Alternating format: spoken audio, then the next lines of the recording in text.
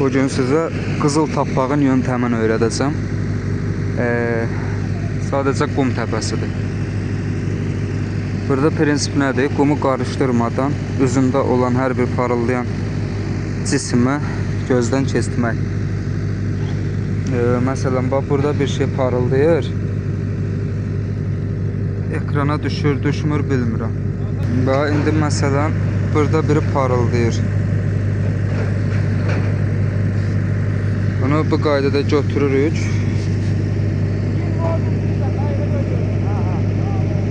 Asta-asta sərpirik əlimizin içinə. Sonra bunu günəş işığına tuturuq.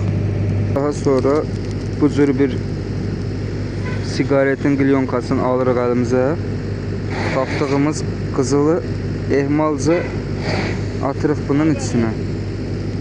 Baladığımız qızılları çox ehtiyatla tökürük bunun üzərinə.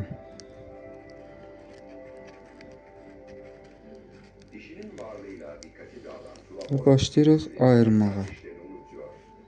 Təbii ki, əlimizə yapışacaqdır. Bilmirəm, görsənir, görsənmir. Fokuslanmır. Bəli, bax bu biri. Daha sonra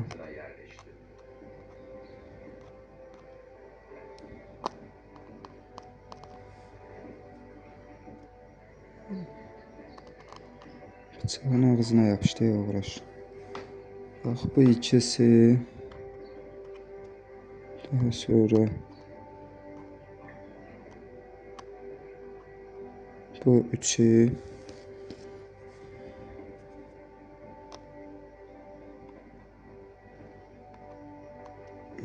Bu dördü. Bir yaxşı fokuslandıraq buna.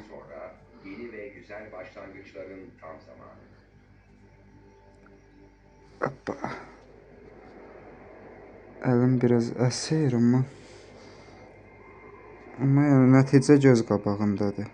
Ancak öksüz kalan yavrular için yeni başlangıçlar biraz zor. Əlim niyə əsdi mənim? Yiyeceği paylaşmaya isteksiz. Sonunda açlık korkularına baskın geliyor.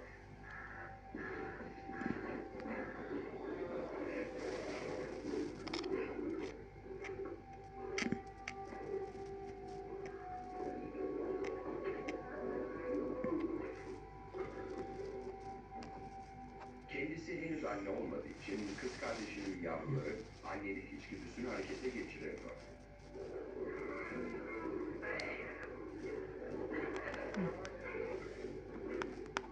Yavrular ailesinin bir parçası olmasına rağmen onlara düşmanca davranıyor. Fakat yavrular ısrarcı ve çaresiz.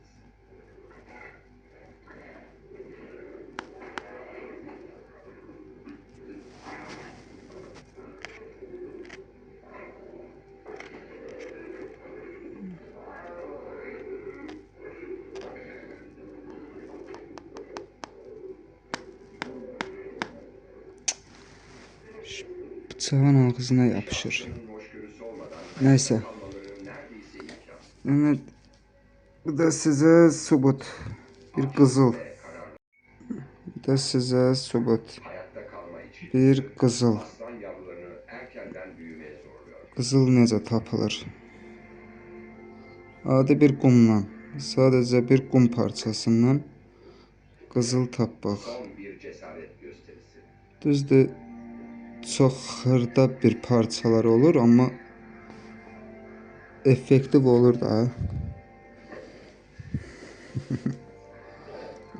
Varrandım, yaşasın. Və qızıllarımızı hər birini ayırdıq. Budur. Çox gözəl parçalardan, amma çox heyf ki, çox xırdadılar.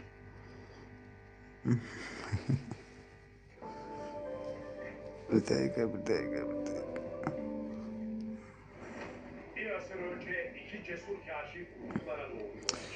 Növbəti addım bunları əritməkdir. Əritmək üçün mən bir taxtadan istifadə edəcəm, amma hal-hazırda bura münasib bir yer deyil. əritmək üçün. Bəli.